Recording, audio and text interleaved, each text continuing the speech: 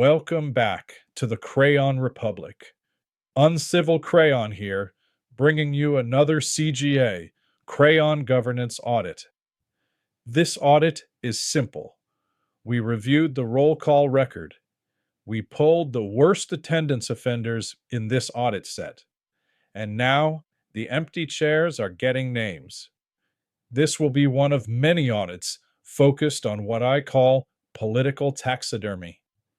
That beautiful Washington art form where the office is preserved, the title is preserved, the staff is preserved, the donor network is preserved, the campaign machinery is preserved, but the actual representation stuffed, mounted, and collecting dust. This episode is about the ghosts of Congress present. Because Congress loves the word representation. They use it in speeches. They use it in campaign ads. They use it in fundraising emails written by staffers pretending to be them at 11:47 p.m. But representation is not a slogan. Representation is not a logo.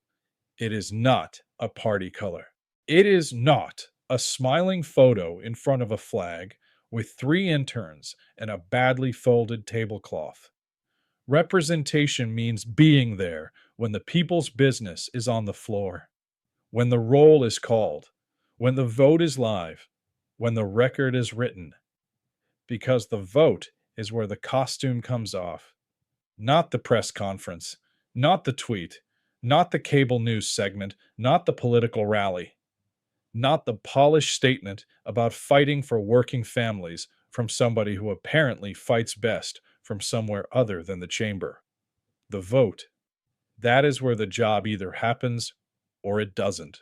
And today, Crayon Republic is auditing the empty chairs. This is not a Republican attack ad. This is not a Democratic rescue mission. This is not a red team sermon or a blue team confession booth.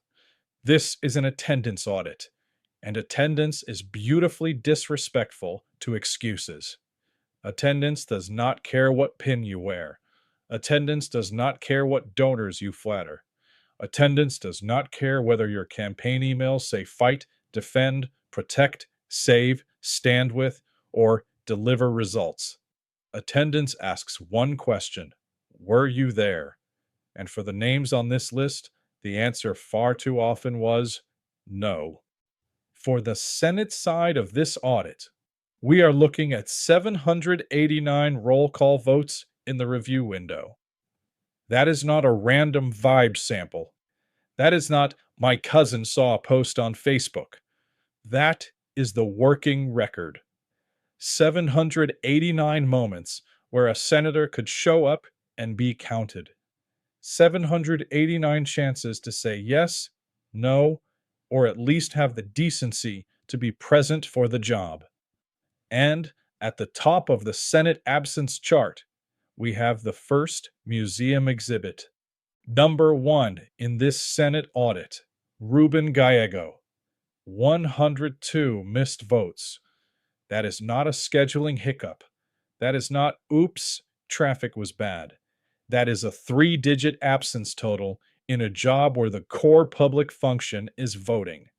102 times the roll moved without him. 102 moments where Arizona did not get his direct vote in the record. 102 empty chair entries in a chamber where every vote becomes part of the public file. And here is the part that makes it worse.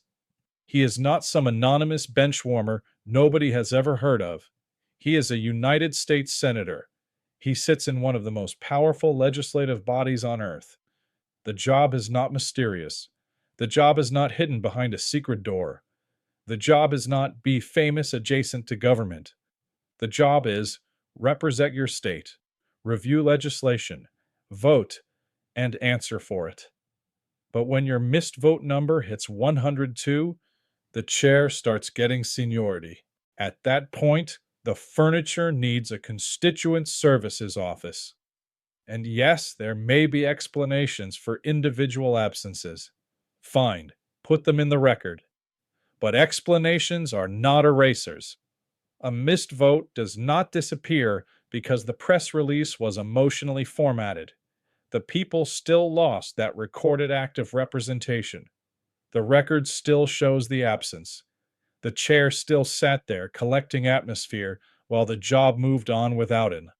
So Ruben Gallego gets the first spotlight, not because he is blue, because the number is red hot. 102 missed votes, top of the Senate absence board. That is not a bad week. That is not a loose calendar. That is the chair filing for joint custody of Arizona's representation. Congratulations, Senator. Your attendance record did not get a warning light. It got towed into the Crayon Republic inspection bay with smoke coming out of the hood and Arizona's representation rattling in the trunk. Number 2, Tom Tillis. 91 missed votes. 91. That is not a rounding error. That is not technically present in spirit. That is not representing from a secure, undisclosed fundraiser. That is almost 1 out of every 9 reviewed Senate roll calls missed. And this is where the red versus blue nonsense starts to rot on contact with the spreadsheet. Because the first name was a Democrat, the second name is a Republican. The audit doesn't care. The chair is nonpartisan. The empty chair caucus is apparently bipartisan, fully funded, and allergic to roll calls. Tom Tillis does not get a pass because he has an R next to his name. Just like Gallego does not get a pass because he has a D next to his name. This is not sports. This is government.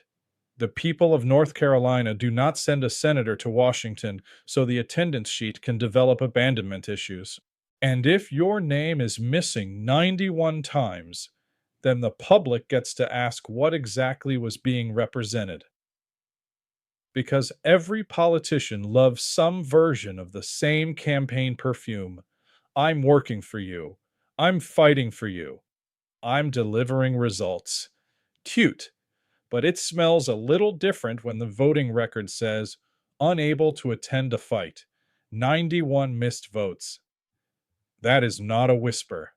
That is a siren strapped to a donkey and shoved through the Senate cloakroom. And Senator Tillis gets called out by name because the data called him first. Number 3, Mitch McConnell, 73 missed votes. And this one hits differently because Mitch McConnell is not new to the building. This is not orientation week. This is not where's the cafeteria. Mitch McConnell has been part of the Senate furniture for so long that the marble probably checks with him before cracking. This man has shaped Senate procedure, judicial confirmations, legislative strategy, leadership warfare, and the basic operating temperature of Washington for decades. So when Mitch McConnell misses 73 votes, the critique is not that he doesn't understand the job. The critique is that he understands it too well. He understands exactly how much power attaches to the seat. He understands exactly what the record means. He understands exactly how attendance, absence, delay, cloture, procedure, and timing can shape outcomes, which is why a 73 missed vote number deserves more than a polite shrug and a well, that's Washington. No, that is not a weather pattern. That is a public office. The Senate is not a retirement lounge with quorum calls. It is not a historical reenactment society where everyone dresses up as accountability and then wanders off. It is a legislative chamber.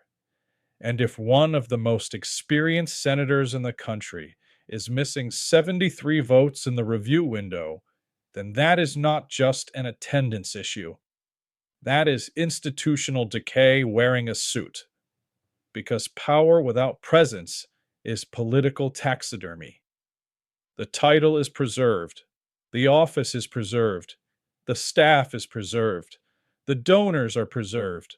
The committee assignments are preserved.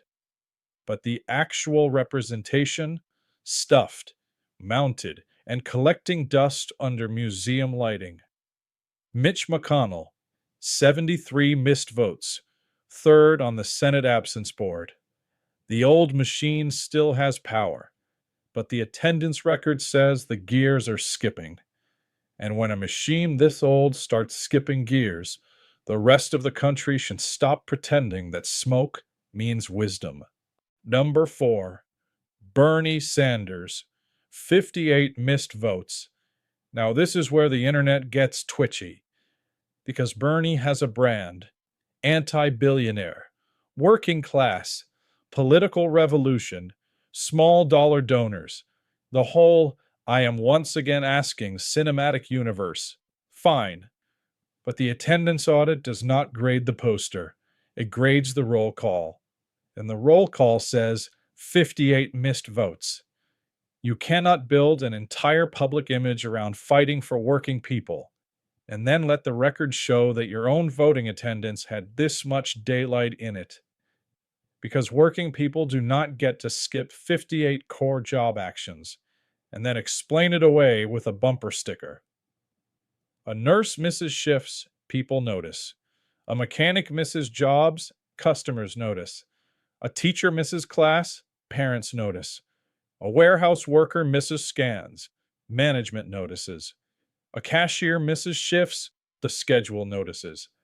But in Congress, they miss votes and then send emails about democracy being on the line. Apparently, democracy is on the line, but not always on the calendar. Bernie Sanders does not get immunity because his speeches sound like a labor rally being run through a foghorn. The chart still counts: 58 missed votes, 4th on the Senate board. And again, the issue is not that every absence is morally equal. The issue is that absences still matter. A missed vote is still a public non-action. And when you sell yourself as the voice of people who cannot afford lobbyists, then you better understand why those people might expect your voice to be in the room when the roll is called. The working class revolution still has to clock in. So, there is the Senate board. Every senator on screen belongs in the conversation. But these are the top 4 names that earns the direct smoke: Gallego, Tillis, McConnell, Sanders. And right behind them, Duckworth, Fetterman, Ossoff, Tuberville. Democrat, Republican, Independent. Red names, blue names. Famous names, old names, revolution names, establishment names. Same question: were you there? And too often, the answer was no. Now we move to the House. And the House chart does not gently enter the room. It kicks the door open, throws a binder on the table, and asks why everyone's attendance smells like warm garbage. For the House overall, this audit reviews 553 roll call votes, 553 chances to vote, 553 moments where constituents could have had their elected representative directly recorded on the floor. But there are 2 major corrections we need to make before the House callouts, because 2 names on this board did not serve through the full 553 vote House review window. And in both cases, the correction makes the number worse, not better. Mikey Sherrill resigned from the House on November 20th, 2025. So we are not judging her against all 553 House votes.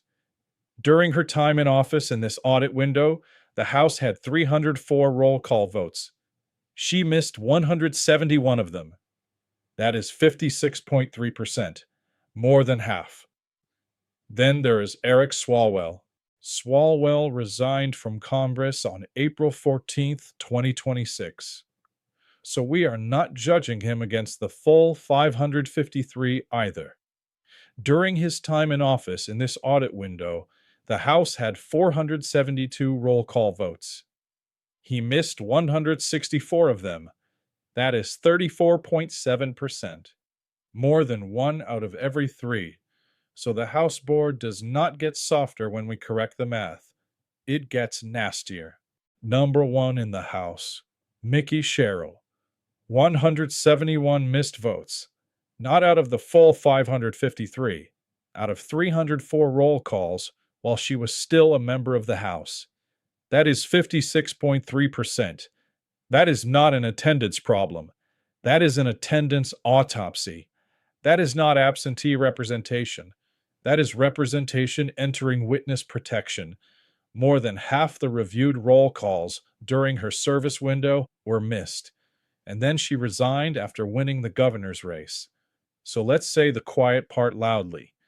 What other job lets the employee miss more than half the core work events, keep collecting the public paycheck, and spend the year auditioning for a better office? Seriously, try that at a normal job. Tell your boss, I know I missed more than half the core duties, but I was busy applying for the promotion across town. See how that goes. You will not get inaugurated. You will get escorted to the parking lot with a cardboard box and whatever dignity you can carry in it. And the public does not need to be cruel to see the problem. The number is cruel enough. 171 missed votes means 171 recorded moments where the job happened, and her name was not there doing the central act of the job. This is not about whether somebody has a good resume. This is not about whether they look sharp in a campaign video. This is not about whether they can give a polished answer with a flag behind them and a staffer nodding like a dashboard bobblehead. The question is simpler. Did you vote? And 171 times, the answer was no. If a normal employee missed more than half of the core job events, they would not get a glowing newsletter. They would get a meeting, a very uncomfortable meeting, with HR and maybe a cardboard box. But in politics, they get consultants, they get donors, they get campaign rallies, they get new leadership, they get public service, they get a whole new office. Meanwhile, the old district gets the chair. That is not an attendance problem. That is an attendance autopsy. And after the resignation, the district gets something even uglier. An actual vacancy. No voting representative at all. That is political taxidermy with a forwarding address. The office was preserved. The title moved on. The district got left staring at the display case. Mikey Sherrill tops the House chart with 171 missed votes. That is the number. That is the corrected denominator. That is the record. And that is the opening corpse on the House attendance table. Number 2. Eric Swalwell. 164 missed votes. But now we have to correct the denominator, because Swalwell did not serve through the full 553 vote House review window. He resigned from Congress on April 14, 2026, so his actual service window denominator is 472 roll call votes. He missed 164 of them. That is 34.7%. More than 1 out of every 3 roll calls while he was still serving. That is not nearly 30%. That is worse.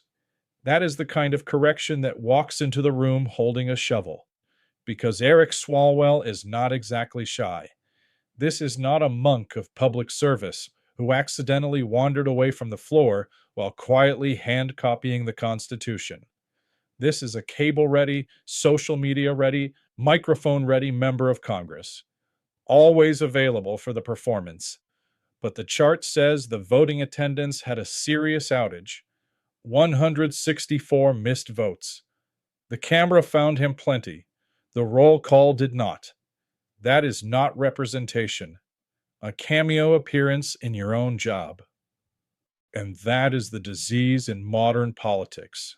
Some of these people have mastered the art of appearing publicly engaged while being functionally absent from the actual voting record. They know how to go viral. They know how to raise money off outrage. They know how to enter the news cycle like a raccoon in a pantry. But when the roll is called, the record has receipts. Eric Swalwell, 164 missed votes, 34.7% while serving. not a scheduling wrinkle, not a clerical sneeze, a taxpayer-funded attendance allergy with a press strategy. If the job is important enough to use in fundraising emails, it is important enough to show up for. If democracy is fragile enough to put in a subject line, it is fragile enough to deserve your vote. If the people are important enough to invoke on television, they are important enough to represent on the floor. Eric Swalwell gets the number 2 House spotlight because the chart dragged him there. 164 missed votes, more than 1 out of every 3 roll calls while he was still in office. That is not representation. That is a cameo appearance in your own job. Number 3, Wesley Hunt. 156 missed votes, more than 28% of reviewed House roll calls. And again, Red Team viewers do not get to look away. Do not do the thing where you point at the Democrat above him and pretend your guy is invisible. That is exactly how this rot survives. Everybody audits the other tribe and protects their own. Not here. Wesley Hunt is on the board. Wesley Hunt gets the smoke. 156 missed votes. That is not conservative. That is not liberal. That is not principled. That is not constitutional. That is absent. If you campaign on duty, then duty includes attendance. If you campaign on service, then service includes showing up. If you campaign on defending America, then maybe start by defending your own voting slot from becoming a vacant lot. Because the job is not just say the right words to the right audience. The job is not post the right clip. Public office is not a brand deal. The job is not stand in front of veterans, flags, small businesses, churches, border walls, farms, and police cars whenever a camera is present. The job is voting. And Wesley Hunt missed 156 votes in this review. That is the data. That is the audit. That is a public record problem with a campaign logo wrapper. The people do not need a representative who exists only in speeches. They need the person in the seat. The vote matters whether the camera is rolling or not.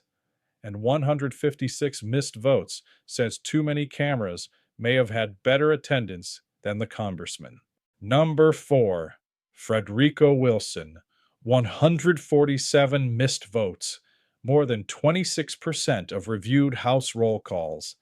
That is more than 1 in 4. 1 in 4 is not a few. 1 in 4 is not a clerical smudge. 1 in 4 is the kind of number that walks into a performance review and makes the room quiet.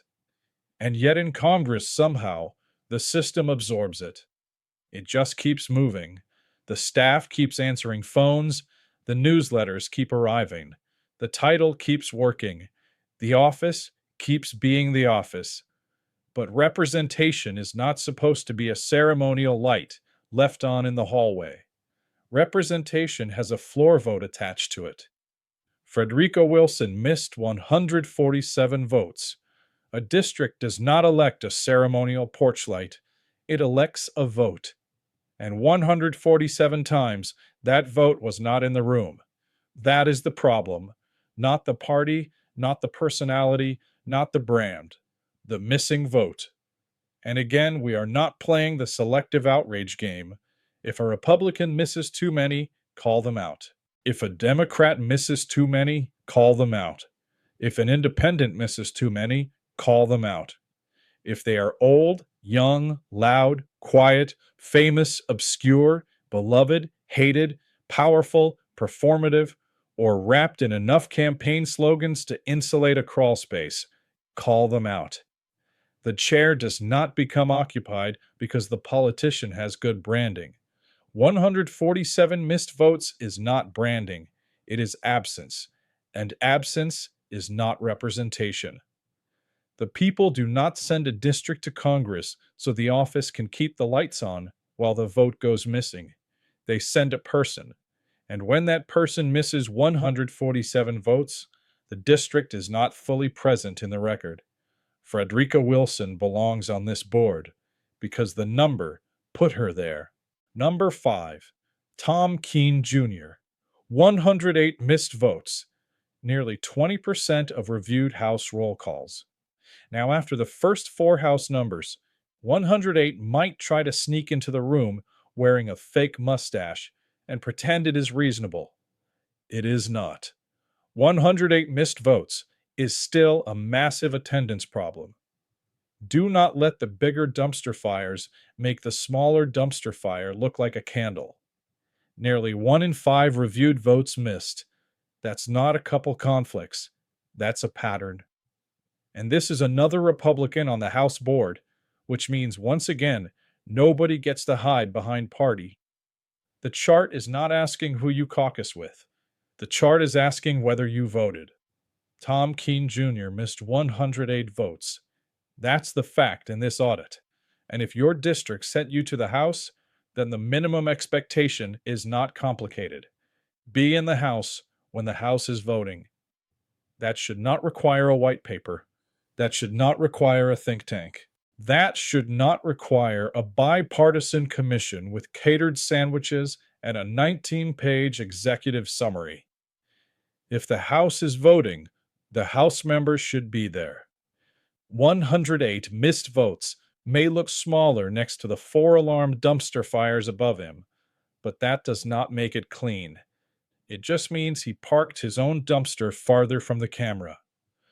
Tom Keene Jr. missed 108. 5th on the House board. Still ugly. Still worth calling out. Still an attendance failure that constituents have every right to question. So there is the House board. Every representative on screen belongs in the conversation. Every one of them crossed the threshold for this audit. But these 5 earned the direct spotlight.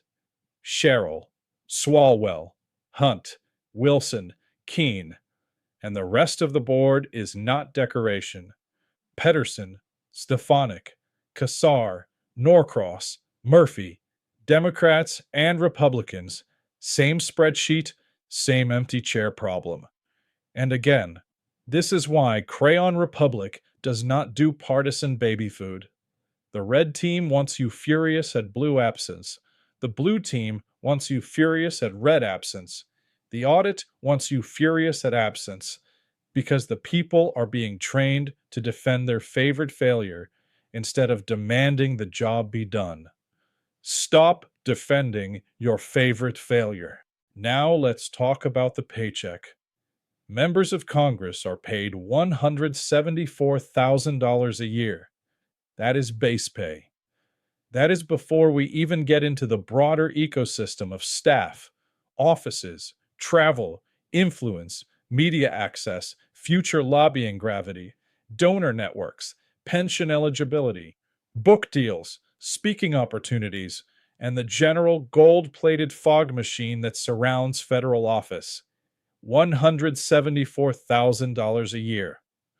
For context, the 2026 federal poverty guideline for one person in the contiguous United States and D.C. is $15,960. Congressional base pay is almost 11 times that amount, almost 11 times the poverty guideline. And compared with the median full-time wage and salary worker, BLS reported median weekly earnings of $1,235 in the first quarter of 2026. Annualized, that is $64,220. Congressional base pay is about 2.7 times that.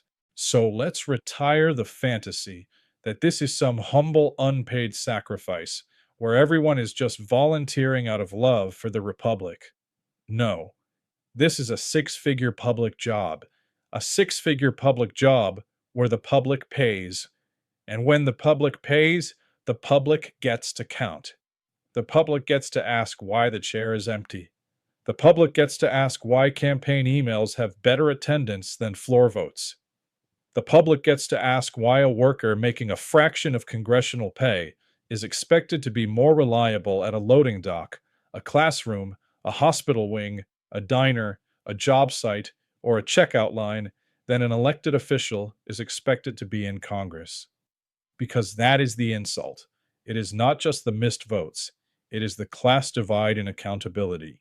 A normal worker misses too many shifts, they get written up. A normal worker misses too many deadlines, they get disciplined. A normal worker misses too many required duties, they get replaced. But a member of Congress misses 102 votes, 156 votes, 171 votes, and what happens? They fundraise. They issue statements. They talk about democracy. They accuse the other side of not caring. They put fighter in another email subject line, like the words still mean something. This is the Washington scam in miniature. The people are held to standards. The rulers are held to narratives. And Crayon Republic is not auditing the narrative. We are auditing the record. The record does not care about your narrative. Now, some loyal partisan will immediately say, well, not every missed vote matters. Cute. That is the kind of sentence people say when they are trying to launder a bad record through a low expectations washing machine. Not every vote has the same weight. True. Not every absence has the same reason. True. Not every missed vote changes the outcome. True. But none of that means missed votes do not matter. A missed vote is still a missing act of representation. A missed vote is still one less recorded position. A missed vote is still the politician not being publicly counted on the question in front of Congress. And in close votes, absence can be enormous. Absence can shield a politician from accountability. Absence can let them avoid angering donors. Absence can let them dodge constituents. Absence can let them say nothing while the record moves on. That is not neutral. That is political camouflage. When a member votes yes, you can judge it. When a member votes no, you can judge it. When a member votes present, you can judge that too. But not voting is a fog bank. It is the soft exit, the side door, the little trap door under the accountability stage. And when it happens again and again and again, it becomes part of the political strategy whether they admit it or not. You do not need to prove some grand conspiracy to criticize the result. The result is right there. The people sent a representative. The vote happened. The representative was absent. That is enough. These are the ghosts of Congress present. The empty chair caucus does not have one party. It has members. And here is the part Washington hates. The public does not owe these people emotional babysitting. The public does not owe them team loyalty. The public does not owe them the benefit of the doubt after the doubt has stacked into triple digits. A district does not get a discount on bad representation because the politician has a nice biography. A state does not get extra representation because the senator tweets aggressively. An empty chair does not become less empty because the missing politician votes the way you like when they bother to show up. That is the mental disease of partisan politics. People will defend absence if the absent person is wearing their color. They will excuse laziness if the lazy person insults the right enemy. They will call it strategy when their side does it, and betrayal when the other side does it. That is not citizenship. That is mascot behavior. And Crayon Republic is not here to scratch the mascot under the chin. If you defend your party's empty chair, you are not defending democracy. You are defending upholstery. You are emotionally bonded to a vacant seat with a campaign logo on it. And that is exactly how Congress gets away with this. They do not need everyone to agree. They just need everyone to protect their own team's failures. The red voter points at the blue absence. The blue voter points at the red absence. Meanwhile, the entire empty chair caucus gets reelected, rebranded, refinanced, promoted, recycled, and occasionally inaugurated into a better job. This is not government by the people. This is government by excuse management. Now, here comes another excuse. But members of Congress do more than vote. Yes, obviously. They handle constituent services, they attend hearings, they meet with stakeholders, they negotiate, they travel, they communicate with their districts and states, they work through staff, they read legislation. In theory, anyway, let's not get too romantic. Nobody is saying voting is the only task, but voting is the central constitutional transaction. It is the public record. It is the moment where representation stops being a branding exercise and becomes a countable action. You can do other parts of the job and still fail this part. That is how jobs work. A firefighter can be great at community outreach and still have a problem if they skip fires. A surgeon can be excellent at consultations and still have a problem if they miss operations. A teacher can write beautiful lesson plans and still have a problem if they do not show up to class. A representative can have a busy schedule and still have an attendance problem if the voting record looks like a missing person report.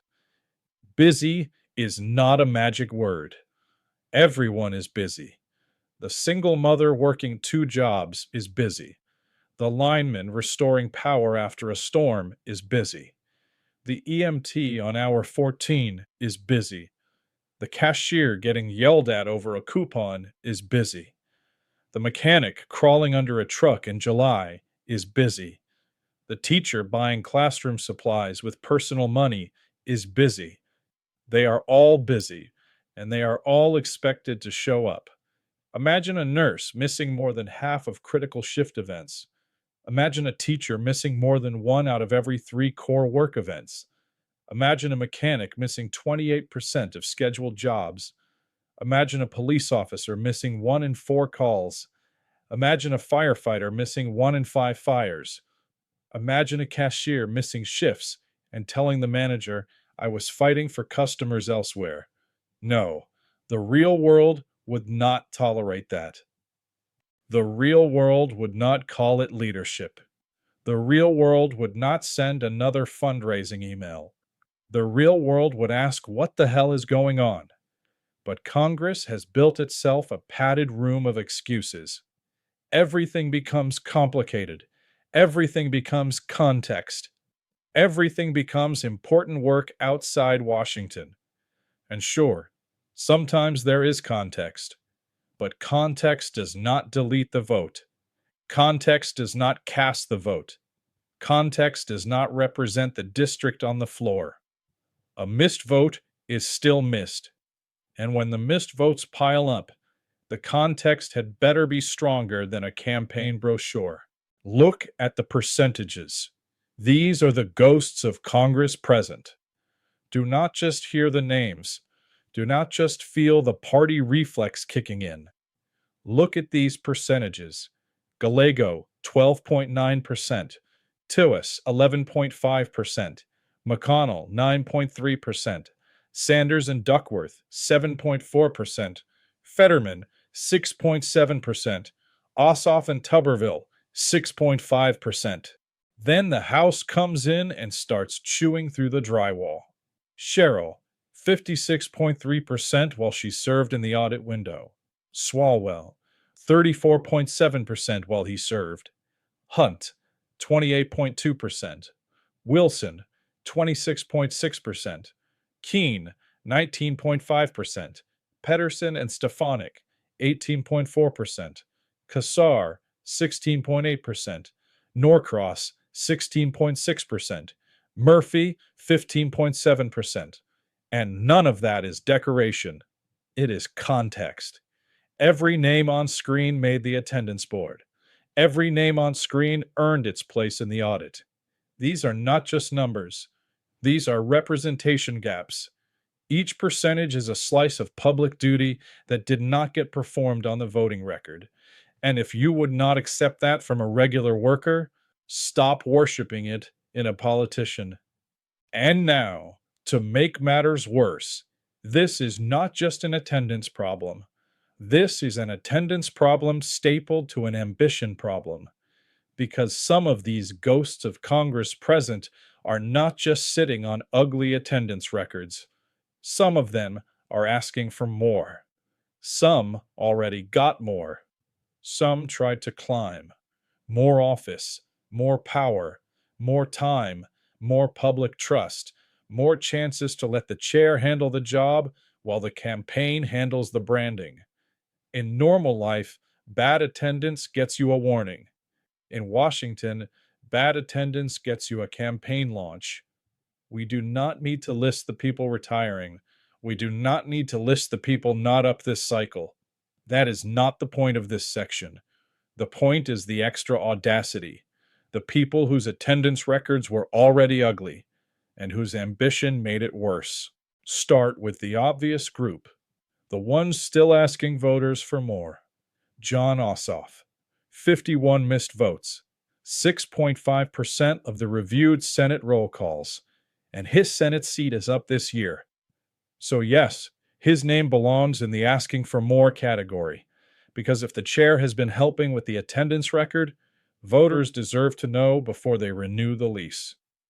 Then there is Tommy Tuberville, 51 missed votes, 6.5% of reviewed Senate roll calls. But he is not just asking to keep the Senate seat. He moved the ambition somewhere else. He is the Republican nominee for governor of Alabama. That is Washington's favorite little magic trick.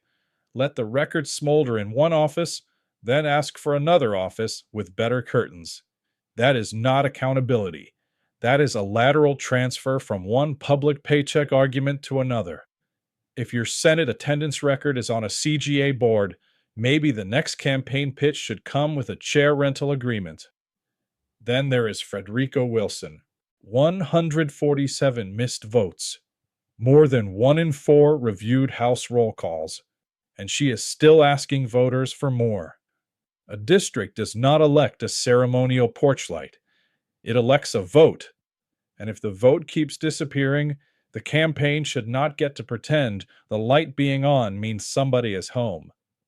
Then there is Tom Keene Jr., 108 missed votes, nearly 20%, and he is running for re-election in New Jersey's 7th District. 108 missed votes may look smaller next to the dumpster fires above him, but it is still a dumpster fire, and now voters are being asked to hand the matches back. Then there is Brittany Pedersen, 102 missed votes, 18.4% of reviewed House roll calls, and she is running again in Colorado's 7th District. Then Greg Casar, 93 missed votes, 16.8%, and he is running in Texas's 37th District. Then Donald Norcross, 92 missed votes, 16.6%, running again in New Jersey's 1st District. 87 missed votes, 15.7%, running again in North Carolina's 3rd District. So that is the first category. Ossoff, Tuberville, Wilson, Keene, Pedersen, Casar, Norcross, Murphy. Attendance records on the board. Campaign still active. That is not just absence. That is absence asking for a refill. Then there is Miki Sherrill, and she gets her own category. Because she did not just ask for more, she got more. She missed 171 votes during her House service window in this audit. That was 56.3% of House roll calls while she was still serving, more than half. Then she resigned after winning the governor's race. What other job lets you miss more than half the core work events, keep collecting the public paycheck, and then walk into the next office like the old one was just a waiting room? That is not public service. That is career advancement with a vacancy trail. That is political taxidermy with a forwarding address. The office was preserved. The title moved on. The district got left staring at the display case. Then there is the tried to climb category. First, Eric Swalwell, 164 missed votes, 34.7% while serving. His name was on California's certified 2026 governor candidate list. Then the campaign collapsed and was suspended. So he does not belong under asking for more anymore. He belongs under tried to climb, sought more, missed plenty, campaign imploded. The camera found him, the roll call did not. And the ambition still showed up before the attendance record got cleaned up. That is the disease. Miss the job, rebrand the absence, ask for a bigger title, then act surprised when the receipt follows you. Then there is Wesley Hunt, 156 missed votes, more than 28%. And in 2026, he already tried to climb from the House to the Senate. So while the House voting record was bleeding absences, the resume was apparently looking for a promotion. That is not service. That is office shopping. If you cannot keep the voting chair warm in the House, maybe don't ask for a Senate chair with better upholstery. So that is the to make matters worse section. Not everyone on the attendance board belongs here. Only the ones where the attendance problem collided with ambition. Campaign active empty chairs. Promotion seeking empty chairs. Office shopping empty chairs. The kind of political taxidermy that doesn't just sit in the display case. It sends fundraising texts from inside the glass. And to be clear, this audit is not saying every absence has the same reason. It is not saying every person on this board belongs in the same moral bucket. It is saying the record belongs to the public. The missed votes happened. The offices are public. The paychecks are public. The campaigns are public. So the audit is public too. Service shows up, the chair does not. So here is the final audit finding. This is not a red problem. This is not a blue problem. This is a ruling class attendance problem. It is a Congress problem. It is an accountability problem.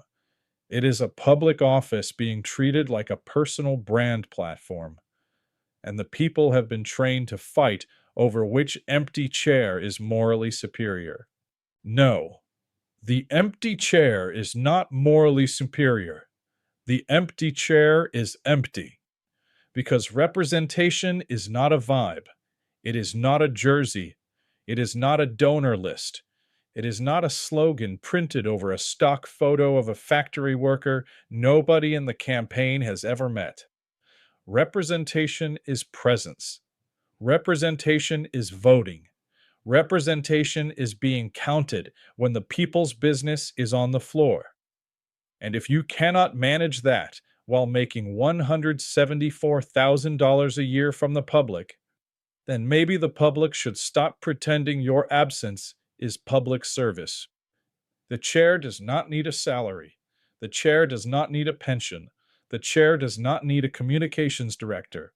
The chair does not need a campaign account.